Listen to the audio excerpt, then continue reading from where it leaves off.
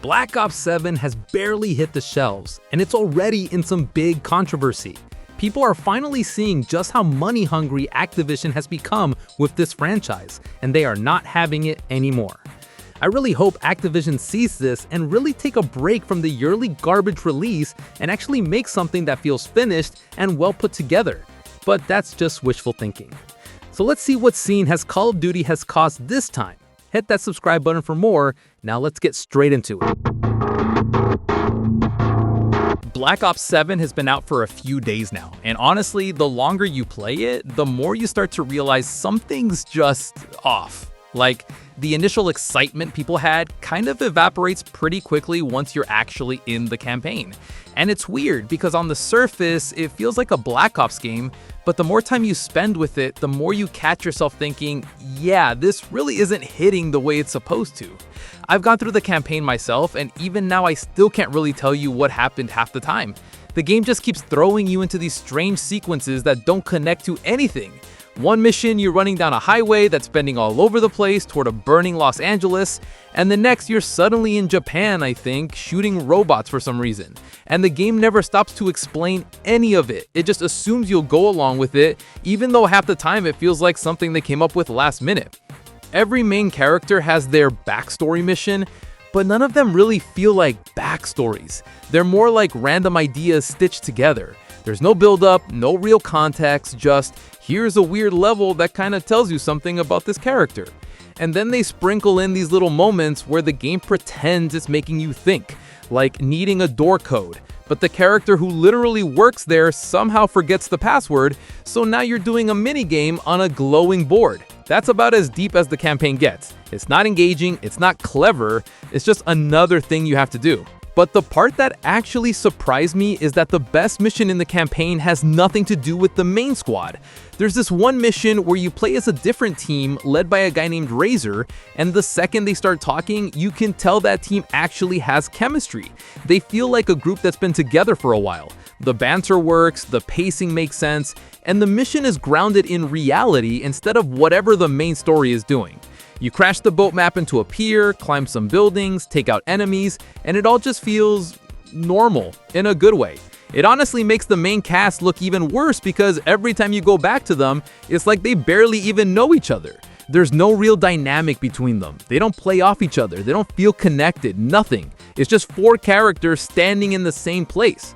If the whole campaign had been structured like that Razor mission, this would have been a very different conversation. But once you finish that part, it's right back to the same weird, disjointed stuff, and you're left wondering why that one mission feels like it came from a completely different game. And that's kind of the whole issue here.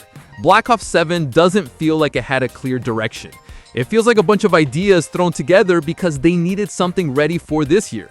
The more you play, the more obvious it becomes that this isn't the Call of Duty people were hoping for.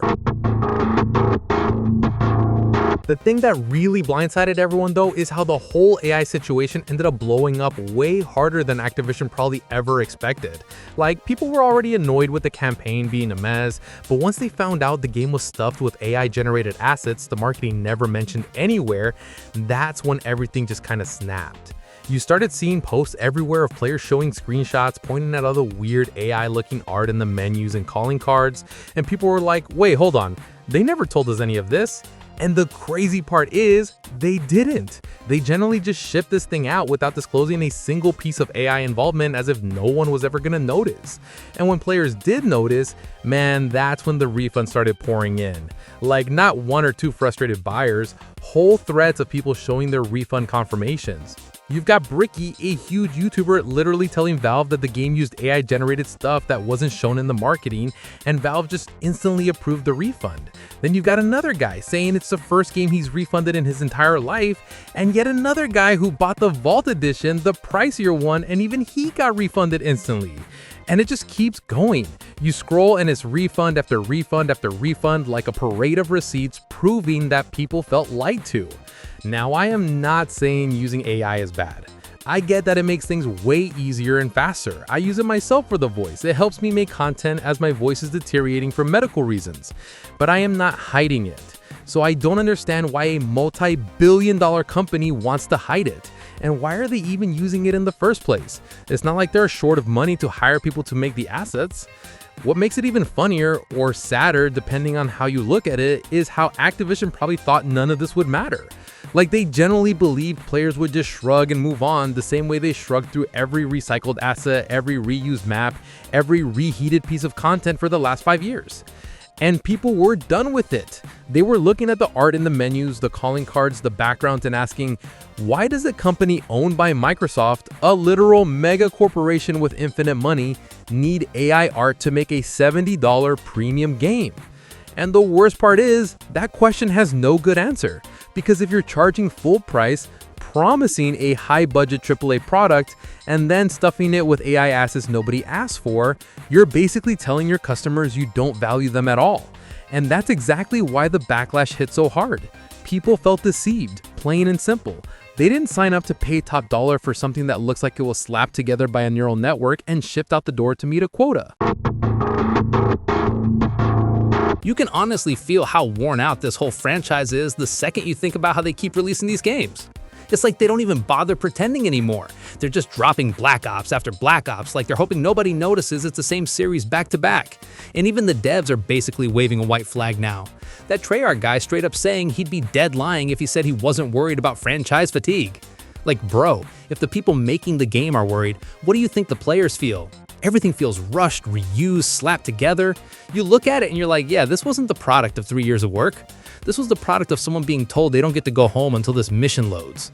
It actually feels like they made half the game in a weekend and said, screw it, ship it. Then you see all the stuff happening behind the curtain, and it makes even more sense.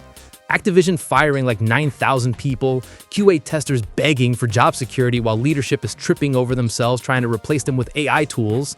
Like, bro, if you're cutting the people who fix bugs and replacing them with automation, what exactly do you think is going to happen? Of course everything is going to look and feel cheaper.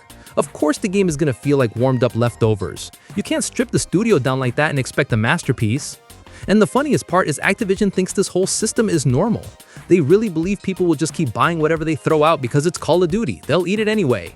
You can literally see it in how they tie Warzone progression to every new game. It's like they're holding your loadouts hostage. You want to stay competitive? Guess you're buying the next entry, like it or not. It's not even subtle. It's literally the business model at this point. And the wild part? Everybody knows. Nobody's even arguing it anymore. You look at the campaign, the reused assets, the way the team themselves talks about being worried, the layoffs, the shortcuts, it's all right there. The franchise isn't just tired, it's running on fumes. They need to shift their focus. I liked how Ubisoft took a year break with the Assassin's Creed series and produced Unity. Yes, it was still released in a very bad state, but it was a good game. After most of the bugs were fixed, many people, including me, liked it very much. So I do hope that Activision looks back at this crap and takes a step back. The craziest part about everything going on with this game is how badly it's doing where it actually matters. You look at the Steam numbers and it's almost embarrassing. Battlefield 6 is sitting there with like almost 300k players, Arc Raiders is even higher, and Black Ops 7 shows up with 86k like it's some mid-tier indie release. For Call of Duty, that's unheard of. This is supposed to be the big yearly juggernaut, and it's getting dunked on by a game that didn't even exist a few years ago. And it's not like it bounced back either. It's sitting at mixed reviews on Steam. Refunds are a major part of the current sentiment, and many users are showing that they refunded Black Ops 7 because the game did not disclose the use of AI-generated assets anywhere, and Valve issuing refunds confirms that people feel lied to. The reactions online are littered with examples of players refunding the game, and the feeling that a large majority of the content is repurposed, repackaged, and reheated material adds to the sense that this is a pit stop release and that Activision does not care anymore. Media reception has created its own controversy. Eurogamer gave Arc Raiders a 2 out of 5 because of generative AI voice lines, and then gave Black Ops 7's campaign a 3 out of 5, which angered people who argued that this showed selective, performative reactions and media bias from a website that did not criticize Black Ops 7 as harshly. I mean, they are sellout corporate publications, so I don't really care what they have to say about any game. People are saying they should be better, this and that. But they fail to realize, give these publications money and they will write themselves as a criminal organization. They don't care. Apart from that, the best part is that Battlefield is still crushing it. They're still retaining almost 300k players, while Arc has more than 350k. Call of Duty, however, only has a mere 80k players on Steam. Bear in mind that these numbers only include Steam players. There might be more on consoles. Even if it has higher numbers on console, the gap is way too far now. People have finally realized that they can play other games as well. They realize that it's okay if they don't buy the yearly copy-paste files from Activision.